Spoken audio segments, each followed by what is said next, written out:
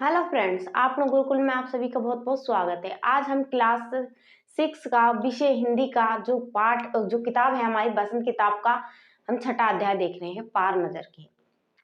इसमें क्या है, इसके जो लेखक हैं वो है जयंत विष्णु नालिकर। ये एक वैज्ञानिक है, इनके द्वारा एक बुक लिखी गई है जिस पर एक छोटू नाम का एक लड़का होता है, उसके द्वारा किए गए कार्य। वो मंगल ग्रह पर होता है और मंगल ग्रह वासी जो पृथ्वी पर रहने वाले वो क्या समझते हैं, एक एलियंस जो शिप आया है वो किसका है, एलियंस का है। और जो पृथ्वीवासी होते हैं वो मंगल ग्रह के जो लोगों को क्या समझते हैं, एलियंस समझते हैं। तो उसी तरीके से वो छोटू इसमें दिखाया गया है इसके कार्य को। चलिए शुरू करते हैं कि वो एक सुरंगनुमा रास्ता था, आम आदमी के लिए इस रास्ते से होते हुए जाने की मनाही थी। यानी जो मंगल ग्रह पर रहते थे लेकिन उस धरती पे ना रहकर उस जमीन पर ना रह के उसकी जमीन के अंदर एक सुरंग बनाकर रहते थे, लेकिन छोटू ने एक दिन पापा का सिक्योरिटी पास लिया और जा पहुंचा सुरंग में। फिर क्या हुआ, छोटू कितनी बार कहा है तुमसे कि उस तरफ मत जाया कर। उसकी माँ ने डांटा और कहा कि छोटू तुमसे कितनी बार कहा है कि तुम उस सुरंग वाले रास्ते से मत जाया करो। फिर पापा क्यों जाते हैं उस तरफ रोज रोज। उसका जो प्रश्न था अपनी माँ से कि पापा क्यों जाते हैं रोज रोज, जब जाने की मनाही है। तो पापा को काम पर जाना होता है, लेकिन पापा को तो वहां पर क्या जाना होता है, छोटू के पापा वहां पर काम करते हैं। रोजाना यही वार्तालाप हुआ करता था। छोटू की माँ और छोटू के बीच उस तरफ एक सुरंगनुमा रास्ता था और छोटू के पापा इस सुरंग से होते हुए काम पर जाया करते थे। आम आदमी के लिए इस रास्ते से जाने की मनाही थी। यानी उस रास्ते से कुछ लोग जा सकते थे, लेकिन क्या छोटू की वहां पर और किसी की जाने से वहां मनाही थी, लेकिन छोटू के पापा वहां पर जाते थे क्योंकि वहां पर काम करते थे। चंद चुनिंदा लोग ही इस सुरंगनुमा रास्ते का इस्तेमाल कर सकते थे और छोटू के पापा इन्हीं चुनिंदा लोगों में से थे। मतलब कुछ ही चुनिंदा लोग वहां पर जा सकते थे जिनको वहां पर चुना गया है, और उन्हीं चुनिंदा लोगों में से छोटू के पापा थे। आगे देखिए, आज पापा की छुट्टी थी। मेरे छोटू के पापा की आज क्या थी, छुट्टी थी।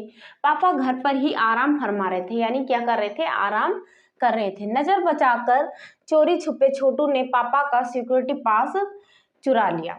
जो सिक्योरिटी पास था उसको चुरा कर उसने छोटू ने रख लिया, क्योंकि पापा की आज छुट्टी थी और वो आराम कर रहे थे। फिर सुरंग की तरफ चल दिया। वैसे तो उनकी पूरी कॉलोनी ही जमीन के नीचे बसी थी, ये तो सुरंगनुमा रास्ता था। मतलब उसकी जमीन पर ना रह के सुरंग में सारी बस्ती बसी हुई थी। छोटू इन्हीं छोटू का परिवार, बस्तियां सभी सुरंग के नीचे थी। और ये जो सुरंगनुमा रास्ता था, अंदर दिए जल रहे थे। यानी जो छोटू चल दिया सुरंग वाले रास्ते में, और सुरंग में जाते ही उसने क्या देखा कि वहां पर जो नीचे थे, जमीन के नीचे तो अंधेरा तो होगा ही, तो हमेशा क्या जलते रहते थे, दिए जलते रहते थे।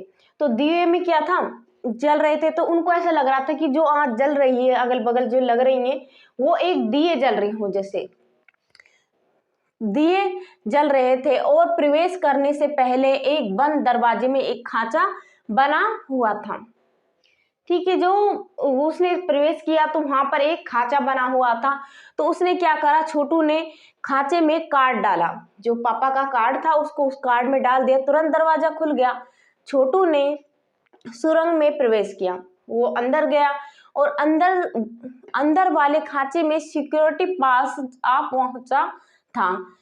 उसे उठाकर दरवाजा बंद किया। उसने उस दरवाजे को भी बंद कर दिया, मतलब खोला और उसके बाद उसको बंद कर दिया। छोटू ने चारों तरफ नजर दौड़ाई और सुरंगनुमा ये रास्ता ऊपर की तरफ जाता था। यानी ये वो रास्ता था जो जमीन की तरफ उनको ले जाता था। यानी जमीन के ऊपर का जो सफर था, आने का उसका मौका मिल गया था उसको जमीन पर जाने का। मगर कहा, मौका हाथ लगते ही फिसल गया। यानी क्या हुआ, हाथ लगते ही फिसल गया, क्योंकि सुरंग में जगह जगह निरीक्षक यंत्र, यानी कुछ यंत्र लगे हुए थे जिसे संदेहास्पद जो स्थिति होती थी, संदेहास्पद जो स्थिति होती थी कि उसको वो यंत्र दर्शा देते थे। जैसे दर्शाने वाली हरकत हुई। इतने छोटे कद का व्यक्ति, यानी कुछ ऐसे यंत्र लगे हुए थे जो छोटे कद को पहचान लेते थे, यानी उस जो सुरंग में बड़े कद के ही जा सकते थे। तो छोटे कद का व्यक्ति सुरंग में कैसे आया, यंत्र ने स्थिति दर्शाई। दूसरे निरीक्षक यंत्र ने क्या करा, तुरंत ही छोटू का तस्वीर खींच ली। किसी एक नियंत्रण केंद्र में इस तस्वीर की जांच की गई और खतरे की सूचना दी गई। और जैसे ही तस्वीर खींची तो कुछ सिपाही भेजे गए और उस खतरे की जांच की गई, तो उसमें एक तस्वीर बन के आई जो छोटू की थी, और छोटू को इस बात का पता नहीं था। छोटू जिज्ञासु बालक था, उसे जानना था कि जमीन के ऊपर क्या है, इसलिए वो सुरंग के नीचे से बढ़ा जा रहा था जमीन के ऊपर जाने के लिए। वो देखना चाहता कि ऊपर क्या है। तो वो इन सभी बातों से अनजान की सुरंग में निरीक्षक यंत्र लगे हुए हैं, वो आगे बढ़ा जा रहा था। तभी वहां पर इस सारी गतिविधियों से अनजान छोटू आगे बढ़े जा रहा था। तभी जाने कहां से सिपाही दौड़े चले आए और छोटू को पकड़कर वापस घर छोड़ दिया। तब घर पर छोटू की माँ उसका इंतजार कर रही थी। अब छोटू की खैरियत न थी। छोटू के पापा नहीं होते तो छोटू का बचना मुश्किल था। यानी उस दिन पापा की छुट्टी थी छोटू के, इसलिए उसकी माँ जब गुस्से में उसको मारने लगी, जैसे गुस्सा आते हैं भाई, जो चीज के आपको मना किया जाए लेकिन आप वो चीज करोगे तो क्या घर में गुस्सा आएगा। तो माँ ऐसे ही गुस्से में उसका इंतजार कर रही थी, लेकिन उसके पापा थे तो उन्होंने उसको बचा लिया और कहा कि मैं इसे समझा दूंगा, अब सब फिर वहां पर वो फिर से वहां पर नहीं जाएगा, यानी ऐसी गलती दोबारा नहीं करेगा। पापा ने छोटू को बचा लिया और बोले, छोटू मैं जहाँ काम करता हूँ, यानी वो बताने लगा, यानी उसने क्या उसके बाद समझाया। जब आप कोई गलती करते होंगे तो आपके माँ बाप समझाते होंगे, इसी तरह छोटू के पापा ने उससे कहा कि मैं इसको समझा दूंगा। तो वो समझाने लगा कि जहाँ मैं काम करता हूँ वो क्षेत्र या जमीन से ऊपर है। जहाँ मैं जाता हूँ वो रोज कहाँ जाता हूँ, मैं जमीन के ऊपर जाता हूँ। तो आम आदमी वहां नहीं जा सकता क्योंकि वहां के माहौल में जी ही नहीं सकता, यानी वहां का जो वातावरण है, एनवायरमेंट है, वहां पर क्या है, जीने लायक नहीं है जहां पर मैं काम करता हूँ। यानी आम आदमी वहां पर नहीं जा सकता और जाएगा तो मर जाएगा। तो फिर आप कैसे जाते हैं वहां, छोटू का सवाल लाजमी था कि छोटू ने पूछा कि पापा फिर आप क्यों जाते हैं, तो आप क्यों जाते हैं। मैं वहां एक खास किस्म का स्पेस सूट, मुझे ऑक्सीजन मिलती है जिसमें सांस ले सकता हूँ। इसी स्पेस सूट की वजह से बाहर की ठंड से मैं अपने आप को बचा सकता हूँ। यानी मुझे तो क्या मिलता है, एक स्पेस सूट मिलता है। छोटू के पापा ने कहा जो स्पेस सूट मिलता है उसमें ऑक्सीजन मिलती है जिससे मैं क्या सांस ले सकता हूँ, और स्पेस सूट मिलता है जिसकी वजह से मुझे और ठंड से भी उससे क्या हो जाती है, बचाव होता है।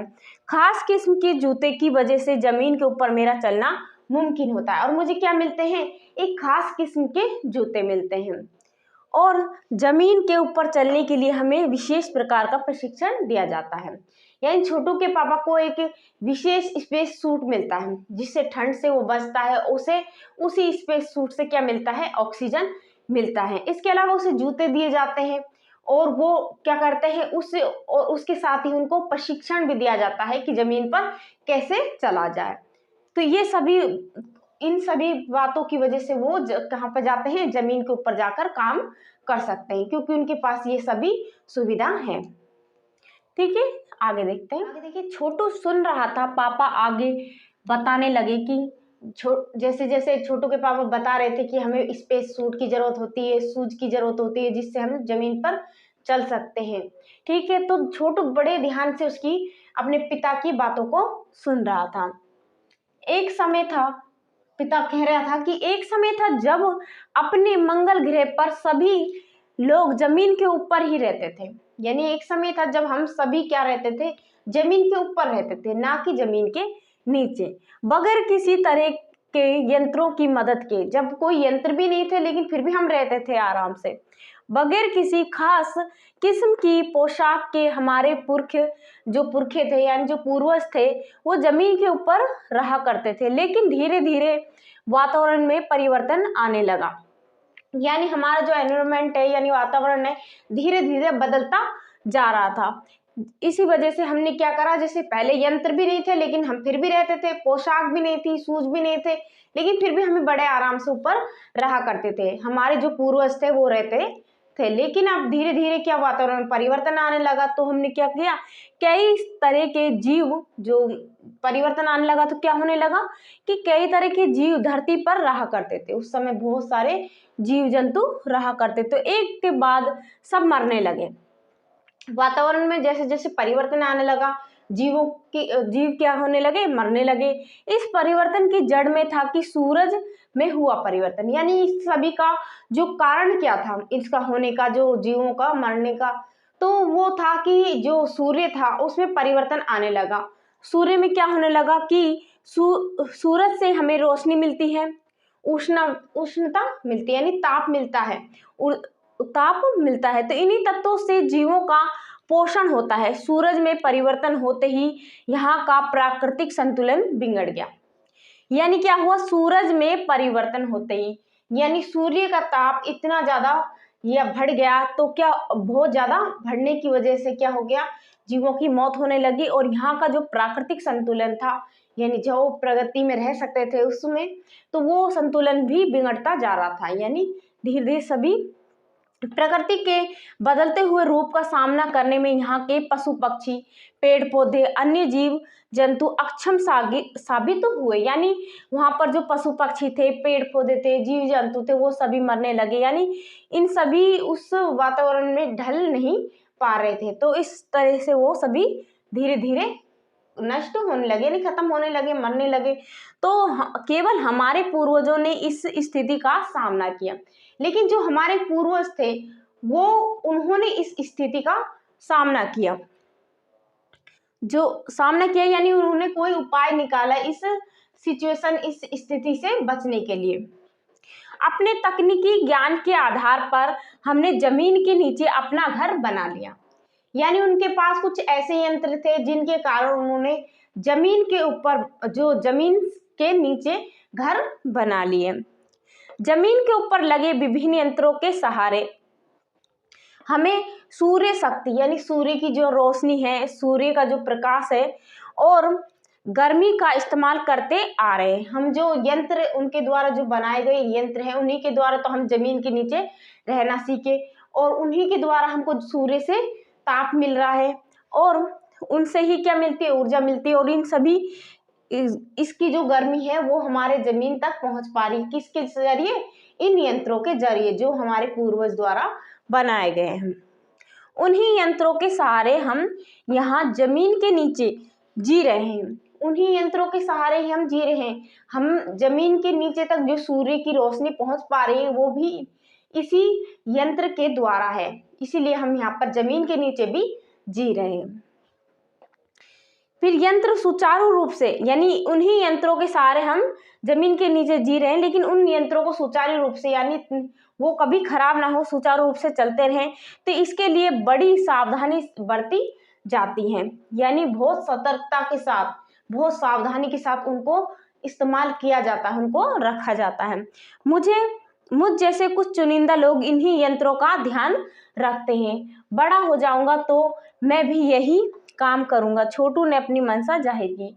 पिता ने कहा कि मुझ जैसे कुछ चुनिंदा लोग हैं जो इसके बारे में समझते हैं, तो उन यंत्रों के, तो उनमें से मैं हूँ, चुनिंदा लोगों में से। तो छोटू ने कहा कि पापा मैं भी बड़ा होकर या इसी काम को करूंगा। उसने अपनी मंशा, अपने मन की बात जाहिर की। जब छोटू कहता है कि मैं भी बड़ा होकर इन यंत्रों का ही ध्यान रखूंगा, अपनी मंशा जाहिर करता है, तब उसकी माता कहती है कि बिल्कुल, मगर उसके लिए आपको खूब पढ़ना होगा और माँ और पिता की बात सुननी होगी। जब आप माता पिता की बात सुनोगे और खूब पढ़ोगे तो आप ये काम करना।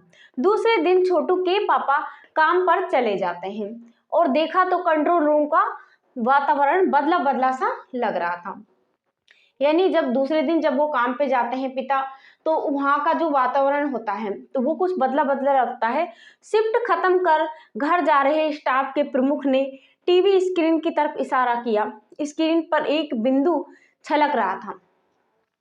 वह बताने लगा कि ये कोई आसमान का तारा नहीं, पिछले कुछ घंटों के दौरान इसने अपनी जगह बदली है। कंप्यूटर के अनुसार ये हमारी धरती की तरफ बढ़ता चला आ रहा है।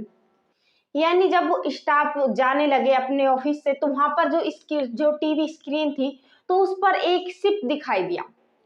तो उसमें जो शिप दिखाई दिया तो टीवी स्क्रीन पे, तो उन्होंने कहा कि ये कोई टूटता तारा नहीं है, बल्कि ये कोई शिप है, यानी संदेशजनक चीज है, लेकिन ये आसमान का तारा नहीं है। क्योंकि तारा होता तो एक जगह पर होता, ये तारा नहीं है। ये क्या कर रहा है, अपनी स्थान बार बार बदल रहा है, इसीलिए हम इसको तारा नहीं कह सकते। तो ये हमारी जो भी चीज आ रही है, ये हमारी धरती की तरफ बढ़ता चला जा रहा है।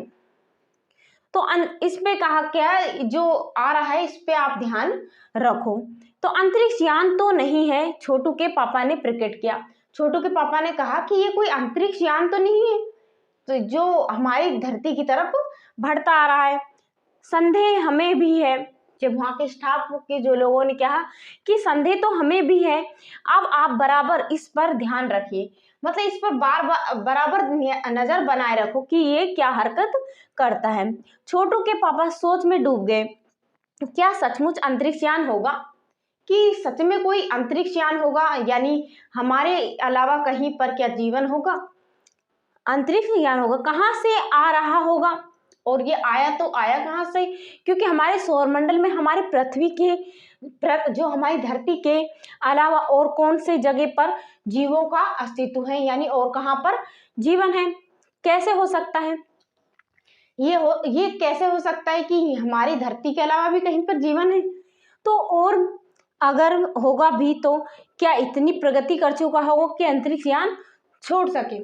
ये सभी बातें जो छोटू का पिता होता है वो सोच रहा होता है कि सच में कोई अंतरिक्ष यान होगा, ऐसी कोई जगह होगी जहां पर जीवन होगा। तो ये सभी बातें सोचते सोचते, वैसे तो हमारे पूर्वजों ने भी सोचते सोचते कहता कि वैसे तो हमारे पूर्वजों ने भी अंतरिक्ष यान उपग्रहों का प्रयोग किया था। यानी हमारे जो अंतरिक्ष जो पूर्वज थे, उन्होंने इतनी प्रगति की थी कि उन्होंने भी अंतरिक्ष यान उपग्रहों का प्रयोग किया था। मगर अब हमारे लिए ये असंभव है, लेकिन हम ये नहीं कर सकते, उसके लिए आवश्यकता मात्रा में ऊर्जा तो हो, यानी आवश्यक मात्रा में यहाँ पर ऊर्जा नहीं है। और क्योंकि इसके अलावा कि वो अपने जीवन के जिद्दोजहद में लगे रहते हैं, यानी कैसे जिए, वो अपनी जिद्दोजहद में लगे रहते हैं कि ऊर्जा कहाँ से मिले, कितनी, तो उनको पर्याप्त ऊर्जा भी नहीं मिल पाती है जिससे कि वो और कोई कार्य कर सके, जैसे कि उपग्रह यान, अंतरिक्ष यानों को छोड़ना जैसे। ठीक है, आगे देखिए। छोटू के पापा उत्सुकता के साथ उस यान को देखते रहते हैं कि कहते हैं कि काश इस नए मेहमान को नजदीक से देखने का एक मौका मिल जाए। हाँ, अगर वो इसी तरफ आ रहा होगा तब ये संभव हो सकता है। छोटू के पापा को लगता है कि अगर ये धरती पे हमारी जो मंगल ग्रह पे उतरेगा तो मैं इसको नजदीक से देख सकता हूँ, तो ये मुझे क्या मिल जाएगा, एक मौका मिल जाएगा। अगर अंतरिक्ष यान से एक यांत्रिक हाथ बाहर निकला, एक रोबोटिक हाथ बाहर निकला, वो हर पल उसकी लंबाई बढ़ती जा रही थी। जो धीरे धीरे धीरे अंतरिक्ष यान से जो हाथ निकल रहा था उसकी लंबाई बढ़ती जा रही थी। छोटू के पापा ने अवलोकन जारी रखा, उन्होंने और ध्यान से देखना जारी रखा कि आगे क्या होगा। कॉलोनी की प्रबंध समिति की सभा बुलाई गई, अध्यक्ष भाषण दे रहे थे। हाल ही में मिली जानकारी से पता चलता है कि 2 अंतरिक्ष यान हमारे मंगल ग्रह की तरफ बढ़ते जा रहे हैं। इनमें से एक अंतरिक्ष यान हमारे इर्द गिर्द चक्कर काट रहा है। इसमें से क्या, जो लीडर था, उस कॉलोनी का एक लीडर प्रबंधक था, उसने एक बैठक बुलाई और उस बैठक में कहा गया कि जो हमारे जो 2 अंतरिक्ष यान आए हैं, जो एक तो है जो हमारे चारों तरफ चक्कर काट रहा है, यानी 2 अंतरिक्ष यान बढ़ते हुए जा रहे हैं, जिनमें से एक तो हमारे जो पृथ्वी के जो मंगल ग्रह के बिल्कुल पास आ रहा है, और दूसरा क्या कर रहा है, उसके मंगल ग्रह के इर्द गिर्द चक्कर काट रहा है। तो इसमें कंप्यूटर के अनुसार ये नजदीक के ही किसी ग्रह से छोड़े गए हैं। कंप्यूटर ने ये पता लगा लिया कि ये किसी नजदीकी ग्रह से छोड़े गए हैं, पर वो कौन सा है वो नहीं जान पाए। ऐसी हालत में हम क्या करना चाहिए, इसकी कोई सुनिश्चित योजना बनानी जरूरी है। नंबर 1, आपका क्या ख्याल है? जो लीडर था उसने नंबर 1 से प्रश्न किया कि अब हम क्या कर सकते हैं, तो ये सब कुछ जो प्रॉब्लम है, जो समस्या है, उसका समाधान कैसे कर सकते हैं, इसकी कोई हमें सुनिश्चित योजना बनानी होगी। तो नंबर 1 से पूछा जाता तो कॉलोनी की सुरक्षा की जो जिम्मेदारी होती है वो नंबर 1 के ही हाथों में होती है। उन्होंने कुछ कागज समेटते हुए बोलना आरंभ किया, इन दोनों अंतरिक्ष यानों को जलाकर खाक कर देने की क्षमता हम रखते हैं। इन्होंने कहा कि हम इन अंतरिक्ष यानों को जलाकर खाक करने की जो क्षमता है, जो ताकत है, हम रखते हैं, मगर इससे हमें कोई जानकारी हासिल नहीं हुई। लेकिन हमें इससे जानकारी हासिल नहीं होगी कि ये कहाँ से आए हैं, किस लिए आए हैं, तो हमें ये तो पता चलेगा ही नहीं, हम इसे नष्ट कर देंगे तो। और अंतरिक्ष यान बेकार कर जमीन पर उतरने के लिए मजबूर कर देने वाले यंत्र हमारे पास नहीं है। लेकिन अगर ये जमीन पर उतरे और इसे हम बेकार कर सके, ऐसे कोई यंत्र हमारे पास नहीं है। आगे देखिए, आगे क्या कहते हैं कि हालांकि अगर ये अंतरिक्ष यान खुद ब खुद जमीन पर उतरने के लिए मजबूर कर देने की क्षमता हम अवश्य रखते हैं, लेकिन क्या है, हम इसको आसमान वहीं पर ही क्या करते हैं, नष्ट कर सकते हैं। और हम इसको जमीन पर नहीं उतार सकते, लेकिन इसमें क्या है, जमीन पर उतरे तो इसमें कुछ गड़बड़ी या समस्या पैदा कर सकते हैं। और क्या कर सकते हैं, खुद ब खुद जमीन पर अगर उतरे तो इसे मजबूर कर देने की क्षमता हम रखते हैं। ठीक है, तो क्या कर सकते हैं हम, अगर ये खुद ब खुद जमीन पर उतर जाए तो हम इसको खराब करने की भी क्षमता रख सकते हैं। लेकिन मेरी जानकारी के अनुसार इन अंतरिक्ष यानों में सिर्फ यंत्र हैं। इस अंतरिक्ष यानों में क्या है, कुछ रोबोटिक चीज है, यानी कुछ यंत्र है, पर कोई इसमें क्या है, जीव इनमें सवार नहीं है। नंबर 1 की बात सही लगती है। नंबर 1 ने कहा कि इसमें कोई जीव शामिल नहीं है, लेकिन और क्या है, इसमें कुछ यंत्र शामिल हैं, यानी कुछ यंत्र हैं, कोई जीव नहीं है जिनसे हमको कोई खतरा हो सके।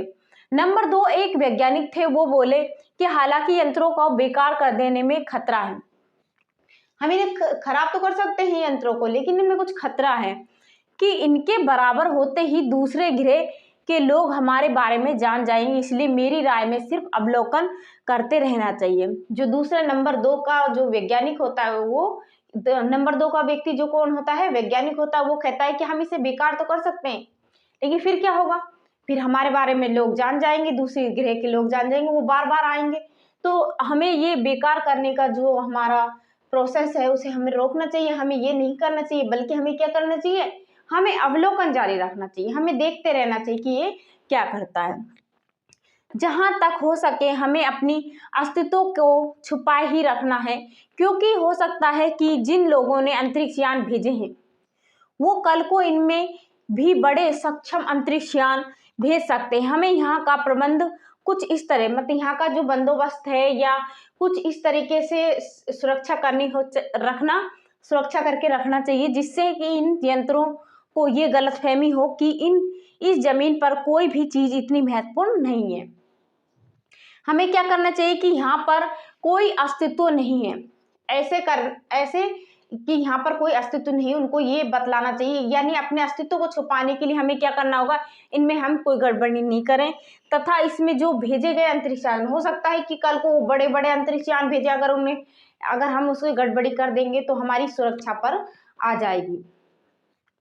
ठीक है, इस जमीन पर कोई भी चीज इतनी महत्वपूर्ण नहीं, उन्हें लगना चाहिए कि यहाँ पर कोई भी चीज महत्वपूर्ण नहीं है, इसलिए हमें क्या कुछ भी नहीं करना चाहिए, बल्कि अवलोकन करते रहना चाहिए, जिससे कि वो लाभ उठा सके। और उन्हें अगर पता लग जाएगा कि हमें तो वो बार बार अंतरिक्ष याने भेजेंगे जिससे कुछ उनको लाभ उठा सके, तो हमें ये नहीं करना है। महोदय से मैं ये दरख्वास्त करता हूँ कि इस तरह का प्रबंध हमारे यहाँ किया जाए, मतलब कुछ इस तरह की सुरक्षा की जाए कि जिन्हें पता ही ना चले कि यहाँ पर हम रहते हैं। अब आगे देखिए, इस समस्या के ऊपर नंबर 1 ने अपना जवाब रखा, 2 ने रखा, फिर तीसरा जो था वो सामाजिक व्यवस्था का काम देखता था, उसने भी दिया।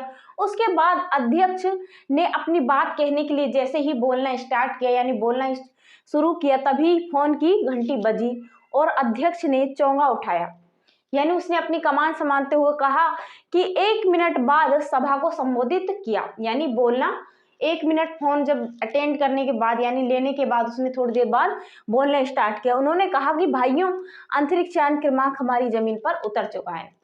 यानी जो अंतरिक्ष यान है वो मंगल ग्रह की जमीन पर उतर चुका है। ये दिन छोटू के लिए बड़ा ही महत्वपूर्ण दिन था, क्योंकि उसके पापा जहां पर ये जाना चाहता था उत्सुकता से, तो उसके पापा उसे कहाँ ले गए थे, कंट्रोल रूम ले गए थे। तो ये दिन छोटू के लिए बहुत ही खास था। यहाँ से अंतरिक्ष यान क्रमांक 1 साफ नजर आ रहा था। वहां से देखने पर अंतरिक्ष यान बिल्कुल साफ नजर आ रहा था। कैसा अजीब लग रहा है, यहाँ इसके अंदर क्या होगा पापा? छोटू ने क्या पूछा कि पापा इसके अंदर क्या है, इसके अंदर क्या होगा? तो ये जब वो पूछ रहा था तो उसके पिता ने कहा कि अभी नहीं बताया जा सकता, दूर से ही उसका निरीक्षण जारी, यानी हम उसकी दूर से ही जांच कर रहे हैं कि वो क्या है, उस पर बराबर हमारा ध्यान है और उसके हर एक अंग पर हमारा नियंत्रण है। हमारा उन पर क्या है, पूरा नियंत्रण है। अगर हमें लगेगा कि हमारी सुरक्षा से संबंधित जो भी प्रश्न उठेगा तो हम पूरी तरह से क्या है, तैयार हैं। वक्त आने पर ही हमें अगला कदम उठाएंगे। छोटू के पापा ने कहा कि वक्त आने पर ही हमको जैसी सिचुएशन होगी, जैसी परिस्थिति होगी, उसके अनुसार ही हम अपना अगला जो प्रोसेस करेंगे, यानी अगला कदम उठाएंगे। उन्होंने छोटू को एक कंसोल दिखाया जिस पर कई बटन थे। जो क्या था, कंसोल था जिस पर बहुत सारे बटन थे, उसमें एक लाल बटन भी था।